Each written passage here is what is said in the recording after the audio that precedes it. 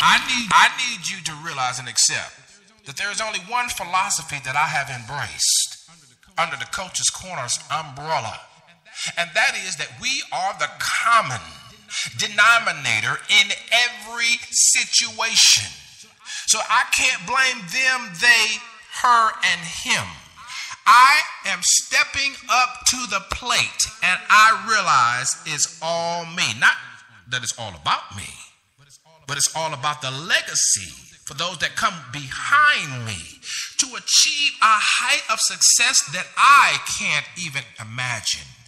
This is called the transgenerational shift of mindsets that we may propel ourselves into the generations that is to come and tell them, I won't leave you a mess that you have to clean up, but I'll leave you a principle-centered life that you can celebrate and catapult into more success. Join me on the Coach's Corner at www.415-96radio.com. That's www.415-96radio.com, and follow me on Twitter.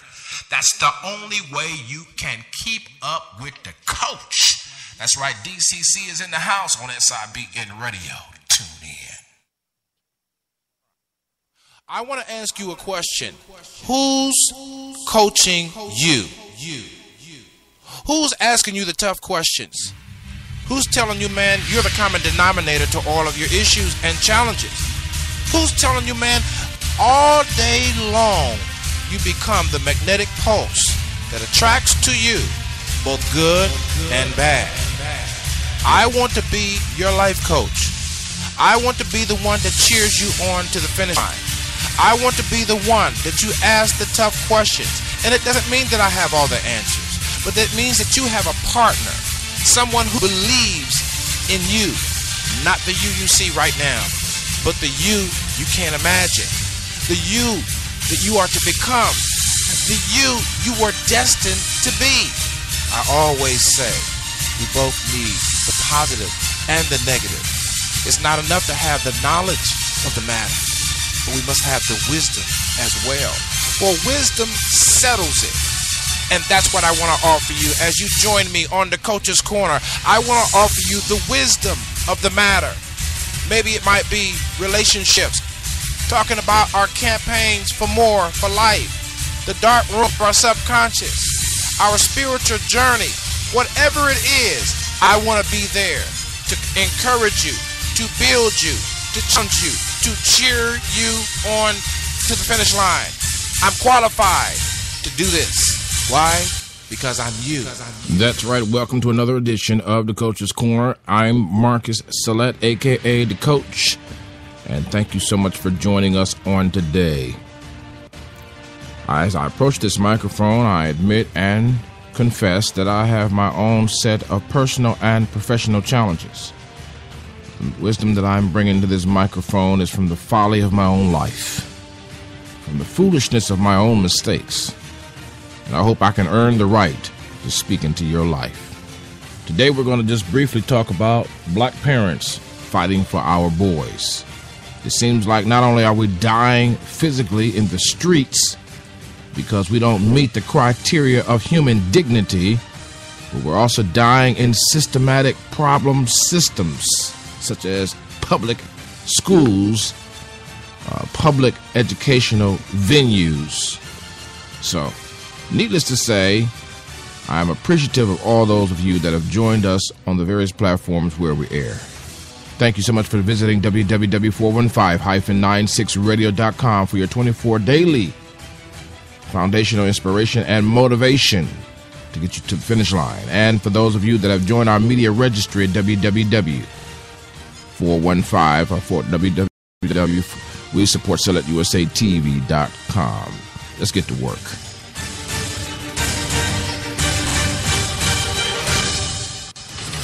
As we consider our children, one of the questions in our minds, or in my mind, is, do we have enough confidence in ourselves? Have we healed enough? Have we turned the corner of calamity and catastrophe enough to stand up to the systems that is destroying our black boys?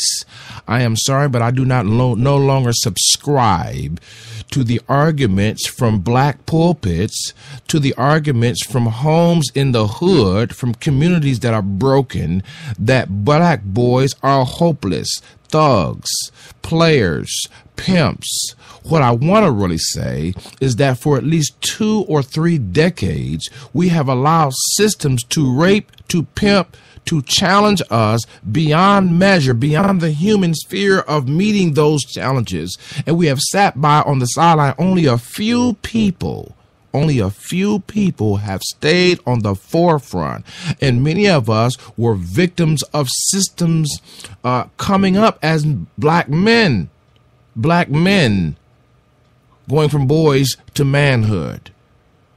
But I am very concerned about the motivational sphere, if you will, of parents, and whether or not we'll get up off our butts, off our intellectual cups, off of our diplomas, off of our accomplishments, off of our businesses, and put it on the line. If you can shoot a 17-year-old son, I did say 17-year-old son, Mr. Davis, Jordan Davis, if you can shoot him down for playing his music loud, then that also says that we have to take extreme precautions as parents to protect our boys early. What do I mean early? The systems that our boys are already involved in lead them to a conditioning that they are not dignified to make mistakes and recover, that they are therefore penalized beyond measure. And the motivation that I hope to bring to you this morning, this afternoon, this evening, whenever you may be listening to this, is that you and I, as African-American parents, must have confidence in our ability to stand up to these systems early in the lives of these young black boys, in order to hopefully prevent or intervene in other action from other systems. Because now what we're seeing is a gang system organized and legalized by state legislatures who now say it is all right to kill if you think you're in fear. I don't have but just a few minutes left. The motivational, inspirational vitamin, as Frank Ski would put it, for the day is fight for your child. The child may be wrong, but if you know the heart and the core of that child has been consistent, fight for them. The child may not want you to ruffle the feathers. That's not the child's job. That's the parent's job. The child may not want you to make a whole lot of noise about it. That's not the child's worry. That's the parent's worry. The child may not like the fact that you've turned this now into a march for justice. That's not the child's job, because the child is a child. I am absolutely livid with where I see our country going in regards to African American boys, let alone girls. That's a whole nother conversation. I want to encourage you. I want to build you up. I want to make sure that you have the stamina, because it's going to be a long fight. The wheels of justice turn slow, but they turn for show. You understand what I'm saying? And those who, you know who our greatest enemy is? Do you know who our greatest enemy is?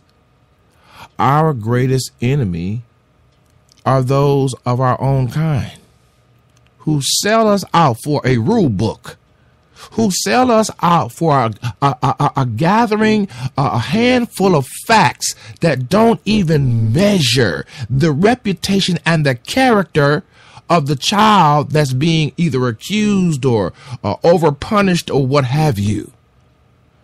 And these are our kind, our folks, African-American professionals are selling out the parents.